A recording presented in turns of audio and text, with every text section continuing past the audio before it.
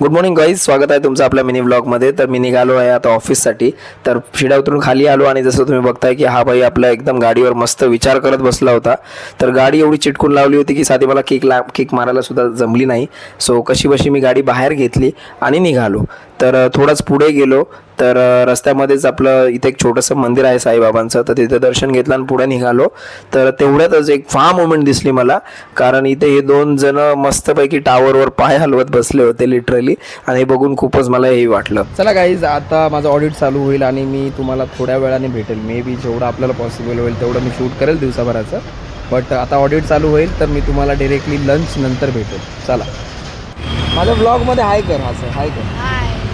बिचारा चालला होता आणि ऊन बघताय तुम्ही किती ऊन आहे. तर आता मी त्याला पुढे लिफ्ट करेल. तर चला, या छोटूला बाय बाय केलं आणि त्याला सोडलं मस्तपैकी, आणि नारळ पाणी वगैरे घेतलं मी मॅडमसाठी.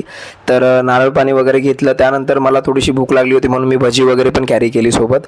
आणि हे सगळं काम संपवून त्यानंतर आपलं लंच वगैरे आवरल्यानंतर मी मस्तपैकी बाहेर आलो. आणि जसं तुम्ही बघताय की आता आपण जात आहोत एका जागी. तर तिकडे मला एक मस्तपैकी अशी एक मर्सिडीज बेन्झ दिसली. आणि स्वप्न बघितले पाहिजेत गाईज, कारण आपण त्याशिवाय अधुरे आहोत असं मला वाटतं. सो मी ती मर्सिडीज बघून मला खूप असे काही चांगले चांगले थॉट्स आले. त्यानंतर मी आलो माझ्या कलिगसोबत वरती आणि आमचं काम वगैरे आटपून आम्ही निघालो घरी. तर जसं तुम्ही बघताय की आता हा सनसेट बघत होतो मी आणि घरी निघालो.